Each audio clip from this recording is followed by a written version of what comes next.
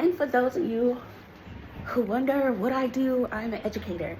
And I've said this before, I do not teach people how to speak English.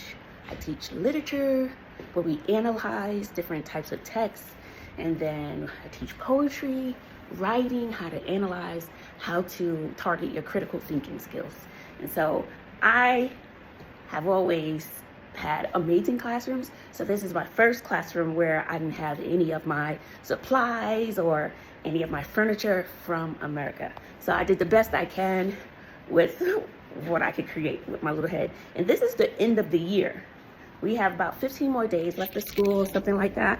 So this is what my classroom looks like at the end of the year. Papers, all that to be clean. So these are my different grade levels. And sometimes they don't want to take this stuff, so I just tell them to take it. I put this wall up. I made these awnings. These are awnings. I made those just trying to do something because I couldn't bring all my little gadgets. But my desk's a mess. Don't look at my desk. I do clean it up and every day. I'm putting packets together for the next big assignment. This is paper recycle bin. This is an air purifier that we turn on and clean the air. This is a little thing that I made. Big on sentences, the different types of sentences, so they have variety and the type of sentences that they write. And this is a way to write a paragraph, a short answer response. This I never got to finish, but it's how to have a conversation. And this is figurative language, the different things that we touch upon in our lessons, analyze point of view, character, is it a problem or a conflict between man versus self, man versus man, stuff like that. This is a way to analyze a character, analyze setting, dialogue. And this is a library. I made that, I designed that.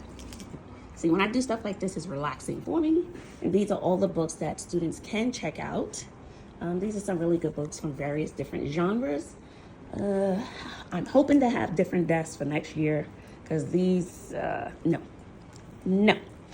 And these right here, I just pulled all of these out because I test them for their reading, their writing, so that's where we keep all of our receipts, sort of.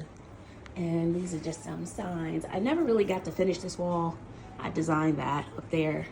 This are example essays and the different parts of an essay. Each essay, there's a specific purpose for each sentence in the essay. So once you learn what those parts are, you can expand on your writing as you go through school.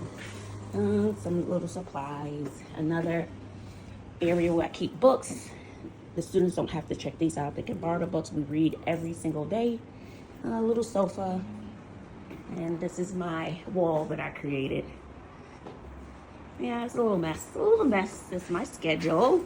That's not always there. I was out for several days, so I wrote that for the person. And I try to change to a new word. And I'm not very up to date on that. I don't do it very often. This is showing the process of how to write an essay. And that's it. This is my little classroom. This is what she looks like. This is what I created. And so that is a look inside my classroom, which is very, very low key for what I usually do. I love to flip classrooms with furniture. My classrooms typically have alternative seating. I usually have bikes, balls, under desk ellipticals. So my class is like typically interactive. So if a person is very antsy, they can get on the bike and the bike will have a desktop. But I wasn't able to ship all of my stuff here or any of my stuff, so I just grabbed what I could and shoved it in a suitcase and headed on over to Armenia. No, I do not teach people how to speak English. I don't think I have the patience for that. I do not teach people how to speak English. I teach literature, poetry, writing. That's what I teach, not how to speak English.